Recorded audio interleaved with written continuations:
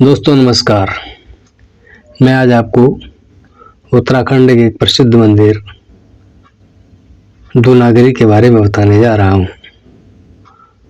दूनागरी मंदिर उत्तराखंड राज्य के अल्मोड़ा जिले में द्वाराहाट से लगभग 14 किलोमीटर दूर स्थित है। यह मंदिर द्रोण पर्वत की चोटी पर स्थित है। यह मंदिर देवी दुर्गा मां को समर्पित है। ऐसा माना जाता है कि जब हनुमान जी को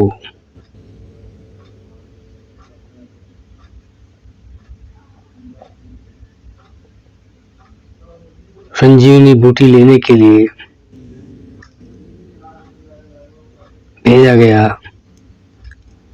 तब वो संजीवनी बूटी लेने के लिए पर्वत को ही ले आ रहे थे। तभी उसका एक टुकड़ा उस स्थान पर गिर गया और वहाँ का नाम दूनागरी पड़ गया। माँ दूनागरी मंदिर को द्रोणागिरी के नाम से भी जाना जाता है। इस पर्वत पर पांडवों के गुरु द्रोणाचार्य की तपस्या के नाम पर द्रोणगिरी का नाम रखा गया था। इस मंदिर का नाम उत्तराखंड के सबसे प्राचीन और सिद्ध शक्तिपीठ मंदिरों में से एक है।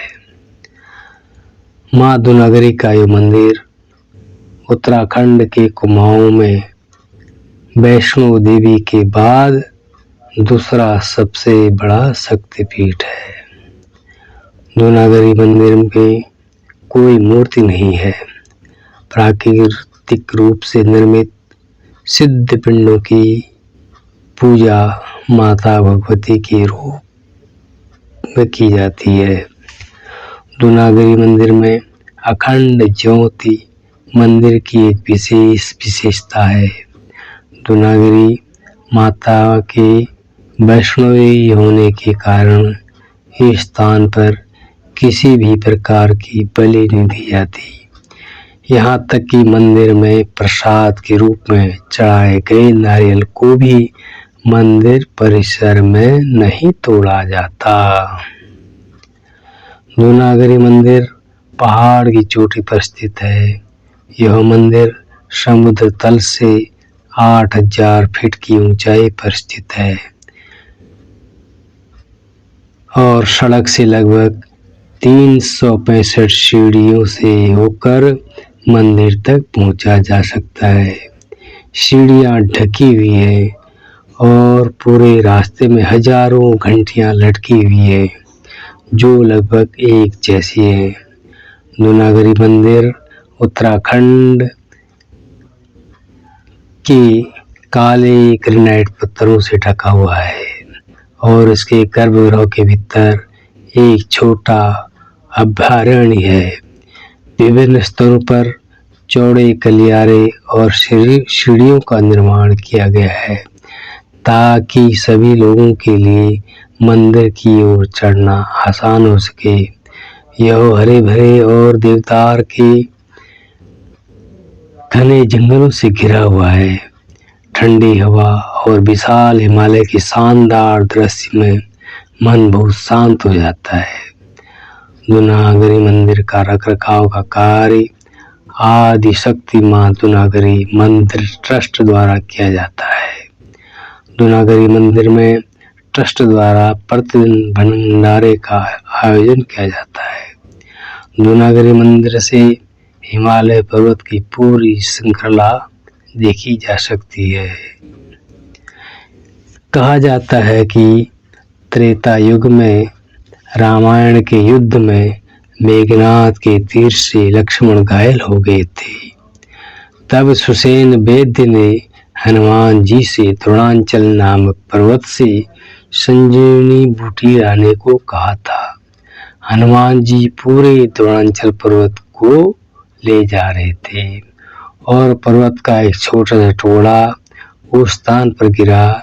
उसके बाद उस स्थान पर दूनागरी का मंदिर बनाया गया। उस समय से आज भी यहाँ कई प्रकार की जड़ी बूटियां पाई जाती हैं।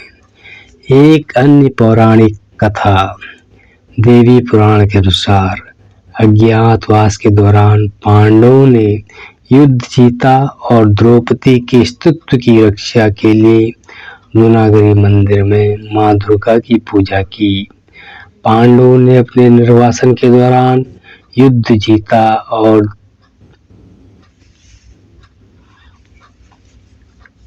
इसलिए दुर्गा के रूप में दूनागिरी की पूजा की।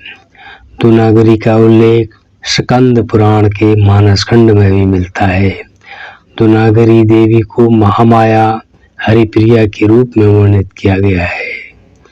स्कंद पुराण में मानस खंड में दूनागिरी को ब्रह्म पर्वत की उपाधि दी गई है। इस पर्वत पर स्थित भगवान गणेश के नाम पर बनी एक चोटी का नाम पूर्व से प्रचलित है गणेशधर। कहा जाता है कि लंका युद्ध के दौरान द्रोणांचल पर्वत से लक्ष्मण का उपचार और मायावी राक्षस कालनेमी और हनुमान युद्ध की कथा इसका त्रेतायुगीन इतिहास बताती है। कत्यूरी शासक धर्मदेव ने 1318 ईस्वी में मंदिर की स्थापना की और एक देवी मूर्ति की स्थापना की। देवी के मंदिर से पहले भगवान हनुमान, श्री गणेश और भैरव जी का मंदिर है। उत्तराखंड जिले में एक बहुत ही पौराणिक और सिद्ध शक्तिपीठ है द्रोणागिरी वैष्णवी शक्तिपीठ। उन्हीं शक्तिपीठों में से एक है। वैष्णो देवी के बाद दूनागिरी उत्तराखंड के कुमाऊं में दूसरा वैष्णो शक्तिपीठ है। इतना ही नहीं, मंदिर में शिव और पार्वती की मूर्तियां भी विराजमान है। पांडवों के गुरु द्रोणाचार्य द्वारा इस पर्वत पर तपस्या करने के कारण इसका नाम द्रोणागिरी भी पड़ा। पुराणों, उपनिषदों और इतिहासकारों ने दूनागिरी की पहचान माया, माहेश्वरी या प्रकृति पुरुष और दुर्गा कालिका के रूप में की है। दूनागिरी मंदिर के बारे में यह भी मान्यता है कि जो महिला यहाँ अखंड दीपक जलाकर पूजा करती है उसे संतान की प्राप्ति होती है। देवी वैष्णवी उन्हें संतान सुख प्रदान करती है। दूनागिरी मंदिर की यह भी मान्यता है कि जो व्यक्ति शुद्ध बुद्धि और सच्चे मन से मनोकामना लेकर इस महाशक्ति के दरबार में आता है वह अवश्य पूरी होती है। भक्त अपनी मनोकामना पूरी होने पर मंदिर में सोने चांदी के छत्र, घंटियां, शंख चढ़ाते हैं। मंदिर में हजारों घंटियां मां दूनागिरी के प्रति भक्तों के प्रेम और आस्था और विश्वास का प्रतीक हैं। वैसे तो यह मंदिर द्वाराहाट में स्थापित है, लेकिन यहाँ साल भर भक्तों की कतार लगी रहती है। लेकिन नवरात्रि में मां दुर्गा के भक्त यहाँ बड़ी संख्या में दूर दूर से आशीर्वाद लेने आते हैं। इस पूजा स्थान पर मां दूनागिरी की वैष्णवी रूप में पूजा होती है। आप अल्मोड़ा से दूनागिरी मंदिर के दर्शन के साथ चितई गोलू देवता मंदिर के दर्शन भी कर सकते हैं। घूमने का सबसे अच्छा समय मार्च, जून और सितंबर, अक्टूबर है। गर्मी का मौसम अप्रैल से जून तक रहता है। शीत ऋतु सितंबर से फरवरी तक होती है। इस क्षेत्र में सर्दी नवंबर से जनवरी तक होती है और तापमान 7 डिग्री से 20 डिग्री सेल्सियस के बीच रहता है। दिसंबर और जनवरी के महीने में बर्फबारी के साथ पारा -2-3 डिग्री सेल्सियस तक जाता है। यह रोमांचक लग सकता है, लेकिन मौसम आमतौर पर बाहरी गतिविधियों और दर्शनीय स्थलों की यात्रा पर रोक लगा देता है।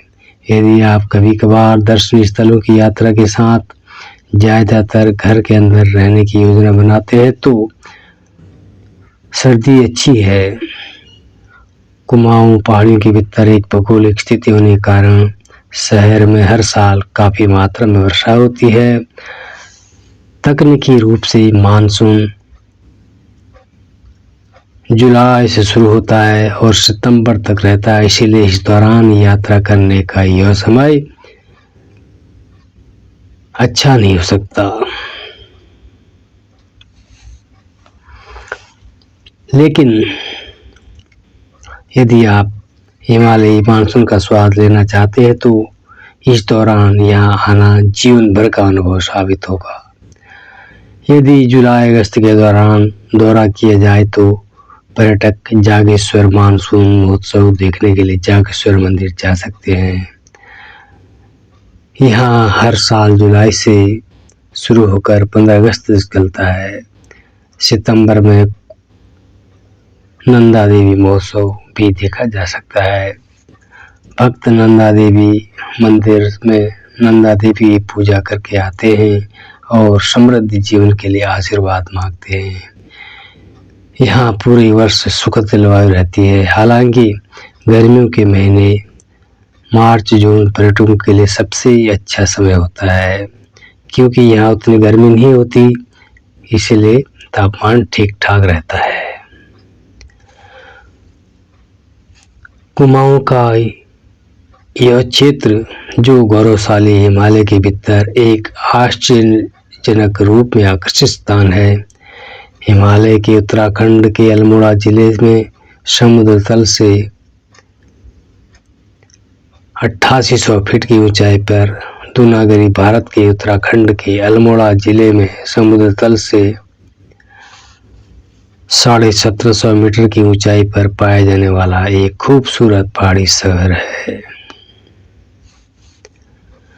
यह दूनागरी देवी या देवी वैष्णो देवी को समर्पित प्रतिष्ठित मंदिर के लिए जाना जाता है।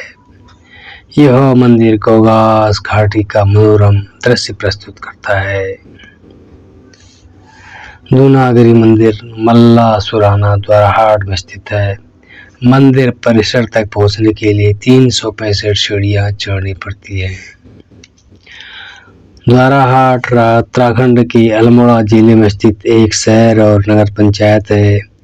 यह रानीखेत से 37 किलोमीटर की दूरी पर स्थित है। द्वाराहाट रानीखेत और गैरसैंण के बीच में है।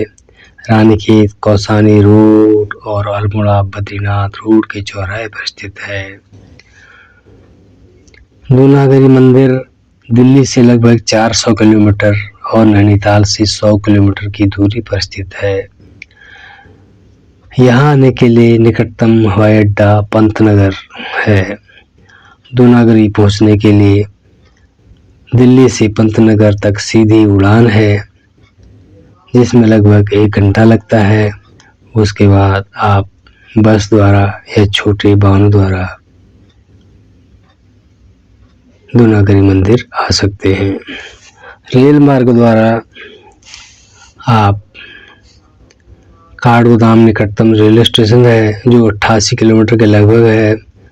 यह सभी जगहों से जुड़ा हुआ है और कुमाऊं का प्रवेश द्वार है। इस स्टेशन से आप बस टैक्सियों से आसानी से आ सकते हैं।